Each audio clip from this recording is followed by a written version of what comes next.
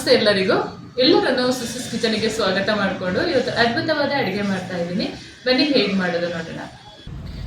ಬಾದುಷಾ ಹಾಕೊಳ್ಳೋಕ್ಕೆ ಸಕ್ಕರೆ ಪಾಕ ಮಾಡ್ಕೊಳ್ಳೋಣ. ಯಾವ ಕಪ್ ಅಳತೆಯಲ್ಲಿ ಮೈದಾ ಹಿಟ್ಟನ್ನು ತೊಗೊಂಡಿದ್ದೀವಿ ಅದೇ ಕಪ್ಪಲ್ಲಿ 1.5 ಕಪ್ಪಷ್ಟು ಸಕ್ಕರೆ ಯೂಸ್ ಮಾಡ್ತಾ ಇದ್ದೀನಿ. ಜಾಸ್ತಿ ಮಾಡಿಕೊಂಡ್ರೆ ಸುಮ್ಮನೆ ವೇಸ್ಟ್ ಆಗುತ್ತೆ ಪಾಕ, ಹಾಗಾಗಿ ಇದು ಕರೆಕ್ಟಾಗಿ ಆಗುತ್ತೆ. ಸೇಮ್ ಒಂದು ಕಪ್ಪಲ್ಲಿ ಒಂದು ಅರ್ಧ ಕಪ್ಪಷ್ಟು ನೀರು ಸೇರಿಸ್ಕೊಂಡು ಪಾಕ ರೆಡಿ ಮಾಡ್ಕೊಳ್ಳೋಣ. ಒಂದೆಳೆ ಪಾಕ ಮಾಡಿಕೊಂಡ್ರೆ ಆಯಿತು. ಪಾಕ ಬಿಸಿ ಇರಬಾರ್ದು, ಸ್ವಲ್ಪ ಬೆಚ್ಚಗಿದ್ರೆ ಸಾಕಾಗುತ್ತೆ. ಇಲ್ಲ ಅಂತ ಹೇಳಿದ್ರೆ ಒಂಥರ ಬಾದುಷಾ ಬೆಂದೋದಂಗೆ ಆಗುತ್ತೆ, ಅದೊಂದು ಗಮನದಲ್ಲಿರಲಿ. ಸಕ್ಕರೆ ಕರಗಿದ ಮೇಲೆ ಒಂದು 5 ನಿಮಿಷ ಕುದಿಸ್ಕೊಂಡ್ರೆ ನಮಗೆ ಬೇಕಾದ ಪಾಕ ರೆಡಿ ಆಗುತ್ತೆ. ಸಕ್ಕರೆ ಈ ಹದದಲ್ಲಿ ಕರಗುವಾಗ ಸ್ವಲ್ಪ ಕೇಸರಿ ದಾಳನ್ನು ಸೇರಿಸ್ಕೊಳ್ಳೋಣ. ಒಂದು ಏಲಕ್ಕಿಯನ್ನು ಹಾಕೊಳ್ತಾ ಇದ್ದೀನಿ. ನೀವು ಏಲಕ್ಕಿ ಪೌಡ್ರ್ ಆದರೂ ಸೇರಿಸ್ಕೊಳ್ಬೋದು. ಕೇಸರಿ ದಾಳ ಇದ್ದರೆ ಹಾಕ್ಕೊಳ್ಳಿ, ಇಲ್ಲಾಂದರೆ ಸ್ಕಿಪ್ ಮಾಡ್ಬೋದು. ಚೆಂದ ಮಿಕ್ಸ್ ಮಾಡ್ಕೊಳ್ಳೋಣ. ಒಂದೊಳ್ಳೆ ಕಲರ್ ಬಿಡುತ್ತೆ ಅಂತ ಕುಂಕುಮದ ಹೂವನ್ನು ಹಾಕ್ಕೊಳ್ತೀವಿ. ಈ ಹದದಲ್ಲಿ ಕುದಿತಾ ಇರುವಾಗ ಒಂದ್ಸರಿ ಚೆಕ್ ಮಾಡ್ಕೊಳ್ಳೋಣ. ಇದು ಕರೆಕ್ಟಾದ ಹದ. ಈ ಹದದಲ್ಲಿ ರೆಡಿ ಆಗುವಾಗ ಸ್ವಲ್ಪ ಲೆಮನ್ ಜ್ಯೂಸನ್ನು ಹಾಕೊಳ್ಳೋಣ. ಇಷ್ಟು ತೊಗೊಂಡಿದ್ದೀನಿ, ಸಾಕಿದು ರೆಡಿಯಾಗಿದೆ. ಇವಾಗ ಬಾದುಷೆಗೆ ಹಿಟ್ಟು ಕಲಿಸ್ಕೊಳ್ಳೋಣ. ನಾನು ಬಾದುಷೆಗೆ ಹಿಟ್ಟು ಕಲಿಸ್ಕೊಳ್ಳುವ ಮೊದಲೇ ಸಕ್ಕರೆ ಪಾಕ ಮಾಡಿ ಇಟ್ಕೊಂಡಿರ್ತೀನಿ. ತುಂಬ ಬಿಸಿ ಇದ್ದರೆ ಚೆನ್ನಾಗಾಗಲ್ಲ, ಹಾಗಾಗಿ ಒಂದು ಮಿಕ್ಸಿಂಗ್ ಬೌಲಿಗೆ ಮೈದಾ ಹಿಟ್ಟನ್ನು ಸೇರಿಸ್ಕೊಳ್ಳೋಣ. ಒಂದು ಕಪ್ ಅಥವಾ ಬೌಲ್ ತೊಗೊಂಡು ಅಳತೆ ತಗೊಳ್ಳಿ. ಮೈದಾ ಹಿಟ್ಟು ನಾನು 1.5 ಕಪ್ಪಷ್ಟು ಹಾಕೊಳ್ತಾ ಇದ್ದೀನಿ. ಒಂದು ಅರ್ಧ ಚಮಚದಷ್ಟು ಬೇಕಿಂಗ್ ಸೋಡಾ ಹಾಕೊಳ್ತಾ ಇದ್ದೀನಿ. ಒಂದು ಸ್ವಲ್ಪ ಉಪ್ಪು ಹಾಕ್ಕೊಳ್ಳೋಣ, ತುಂಬ ಚೆನ್ನಾಗಾಗುತ್ತೆ. ತುಪ್ಪ ಹಾಕ್ಕೊಂಡು ಕಲಿಸ್ಕೊಳ್ಳೋಣ. 2 ಚಮಚದಷ್ಟು ತುಪ್ಪ ಯೂಸ್ ಮಾಡ್ತಾ ಇದ್ದೀನಿ ನಾನು ತೊಗೊಂಡಿರುವ ಮೈದಾ ಹಿಟ್ಟಿಗೆ. ತುಪ್ಪ ಮತ್ತು ಹಿಟ್ಟು ಚೆನ್ನಾಗಿ ಹೊಂದಾಣಿಕೆ ಆಗಬೇಕು. ಎರಡೂ ಕೈಯಲ್ಲಿ ಚೆನ್ನಾಗಿ ಈ ಥರ ಉಜ್ಜಿ ಕಲಿಸ್ಕೊಳ್ಬೇಕು. ಆವಾಗ ನಮ್ಮ ಬಾದುಷಾ ತುಂಬ ಚೆನ್ನಾಗಿ ಬರುತ್ತೆ. ನೀವು ಯಾರೆಲ್ಲ ಮನೆಯಲ್ಲಿ ಟ್ರೈ ಮಾಡಿದ್ದೀರಾ ಬಾದುಷಾ ನನಗೆ ಕಮೆಂಟಲ್ಲಿ ಬರೆದು ತಿಳಿಸಿ.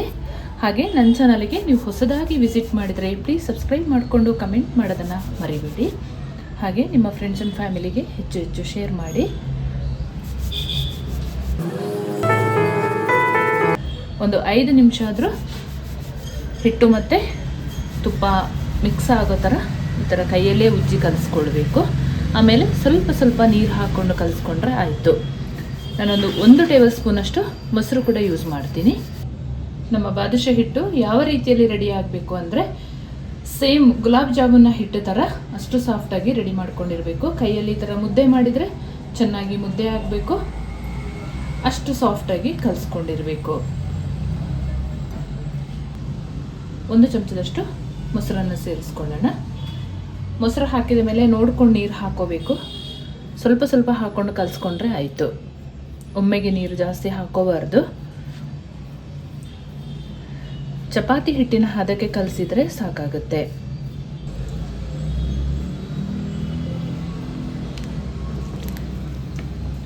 ಈ ರೀತಿಯಲ್ಲಿ ಬೆರಳಲ್ಲೇ ನಾದ್ಕೊಳ್ಬೇಕು.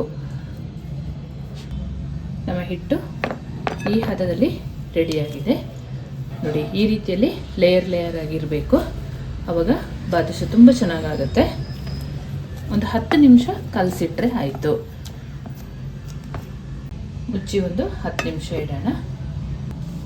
ಬಾದುಷಕ್ಕೆ ಹಿಟ್ಟು ಕಲಸಿಟ್ಟು 10 ನಿಮಿಷ ಆಗಿದೆ.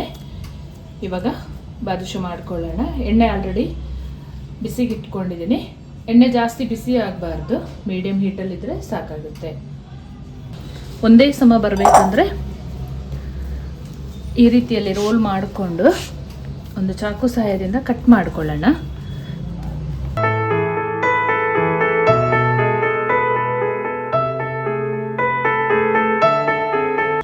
ಈ ರೀತಿಯಲ್ಲಿ ಬಾದುಷಾ ರೆಡಿ ಮಾಡಿಕೊಂಡ್ರೆ ಆಯಿತು. ಸಣ್ಣದು ಬೇಕಾದರೆ ಮಾಡ್ಕೋಬೋದು, ಇಲ್ಲ ಸ್ವಲ್ಪ ಮೀಡಿಯಮ್ ಸೈಜ್ ಕೂಡ ಮಾಡ್ಕೋಬೋದು, ಅದು ಕೂಡ ಚೆನ್ನಾಗಾಗುತ್ತೆ. ಕೈಯಲ್ಲಿ ಬೇಕಿದ್ರೆ ಈ ರೀತಿ ತಗೋಬಹುದು.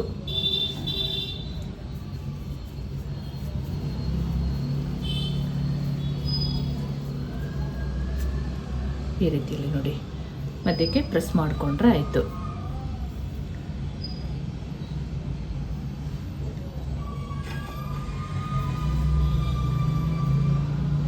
ಈ ರೀತಿಯಲ್ಲಿ ತಗೊಳ್ಳೋದು ಉಂಡೆ ಜಸ್ಟ್ ಕೈಯಲ್ಲಿ ಇಟ್ಕೊಂಡು ಗಟ್ಟಿಯಾಗಿ ಪ್ರೆಸ್ ಮಾಡ್ಕೊಳ್ಳೋದಲ್ಲ, ಸ್ಮೂತಾಗಿ ರೌಂಡ್ ಮಾಡಿಕೊಂಡು ಜಸ್ಟ್ ಪ್ರೆಸ್ ಮಾಡಿಕೊಂಡು ಮಧ್ಯಕ್ಕೊಂದು ಹೋಲು.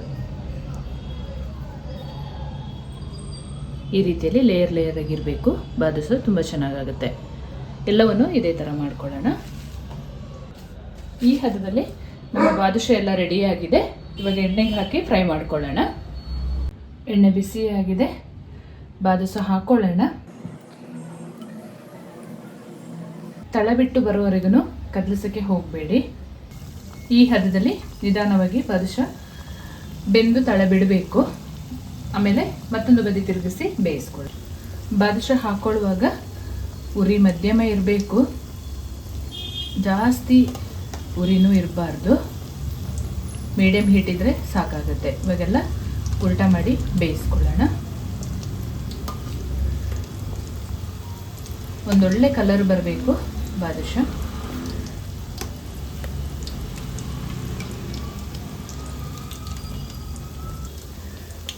ಬಾದುಷ ಪಾಕಕ್ಕೆ ಹಾಕೊಳ್ಳುವಾಗ ತುಂಬ ಬಿಸಿ ಇರಬಾರ್ದು, ಅದೊಂದು ಗಮನದಲ್ಲಿರಲಿ.